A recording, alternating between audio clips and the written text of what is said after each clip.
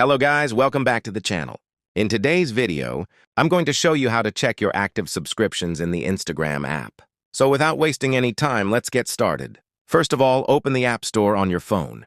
In the search bar, type Instagram and make sure the app is updated to the latest version. This is important because older versions may not show all the settings properly. Once the app is updated, go ahead and open Instagram.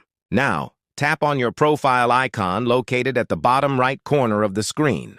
After that, look at the top right corner and tap on the three horizontal lines, the menu icon.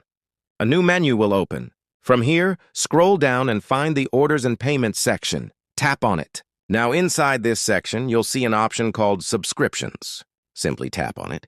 And here you'll be able to see all your active Instagram subscriptions. Currently, I don't have any active subscriptions, which is why nothing is showing on my screen. But if you have subscribed to any creator or service on Instagram, it will be listed here. So that's how you can easily check your subscriptions on Instagram. If you found this video helpful, don't forget to like, share, and subscribe to the channel for more useful tutorials like this.